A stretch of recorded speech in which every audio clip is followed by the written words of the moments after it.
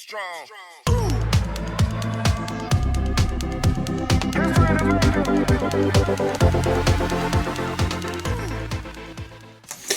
Hello everyone, this is David again. We are in Babylon 5 Movies, A Call to Arms. The last of the actual B5 movies, but we still got The Lost Tales and The Legend of the Rangers to go over. So, don't worry, still more B5 to go, and still a lot more to talk about. I have done, this is February 9th, as I'm recording this, of 2022. There is an update in my update sections on possibility, cross our fingers, that we might get Babylon 5 yet in 2022. Okay? Maybe or maybe not has to do with a pilot episode. Maybe it's in some other form of media. Television's just one form nowadays. At any rate, we start off with the 5th anniversary of the Interstellar Alliance. And we break in with an announcement that a monument to the telepath crisis has broken ground. And then we zip on into the intro. This is the pilot episode for the nascent Crusader series. So, Michael Garibaldi and President Sheridan talk about building new ships. Technomage Galen is called before the circle. Someone new to us, Dureena Nafeel, actually one of my favorite characters of the B5 series, has to give up her weapons at the B5 customs area, and she wants directions on where to get to where the lost people are, which is down below, as we all know. President Sheridan wakes up on a dead world, and Galen introduces himself and why he's there. If we don't hurry it up, Earth will wind up like this planet, the nascent Daltron, Daltron 7. Dureena Nafeel wakes up in the Thieves Guild, and she joins them as they take her 10%. President Sheridan oversees fire control exercises on the Excalibur, and then all of a sudden appears before the Technomages. We learn that the Drakh are on the move to attack and destroy Earth.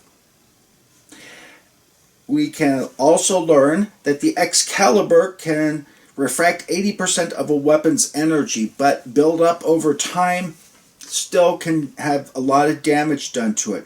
President Sheridan orders the Excalibur to go to Babylon 5 to pick up some important passengers. Dureena Nafeel and a captain of the Charon, Captain Anderson. We learned that Dureena was from Xander Prime, which was wiped out during the Shadow Wars by the Shadows. And she blames President Sheridan for not being there in time to save her world, even though they called for help.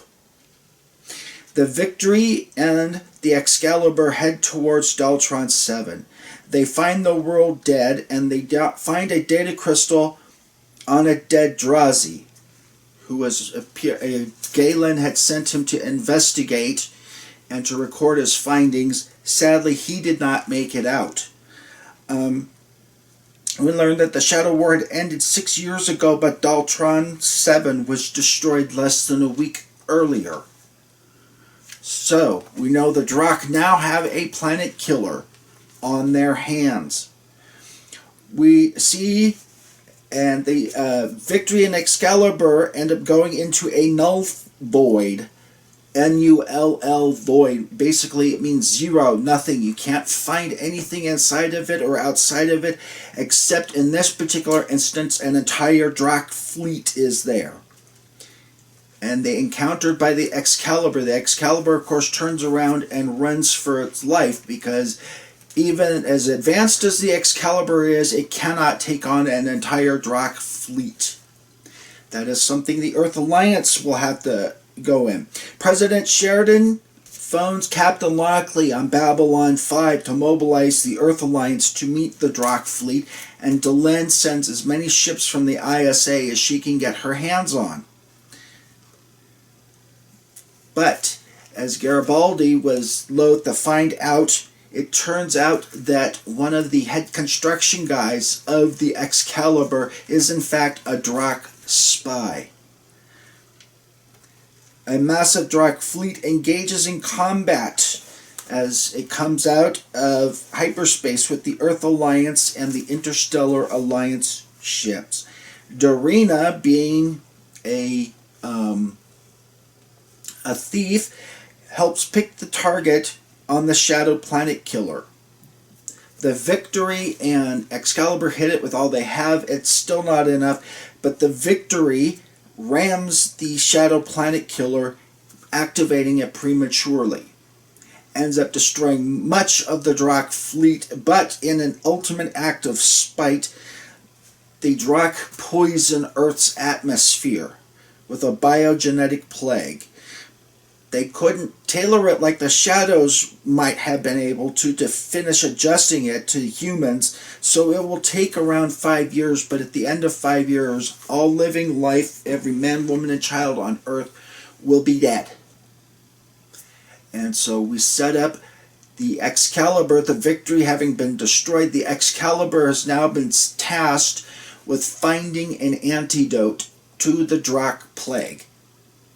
And that is what it will end up doing during the Crusade series. Which I'm not sure if it ever was successful. I've heard, that some of the canon stories that it was eventually successful in defeating the Drakh plague. If anyone has any info on that, please link it in the comments section. I'd be interested to see what you guys have. At any rate, like, comment, subscribe, and share. We've still got 2 more to go.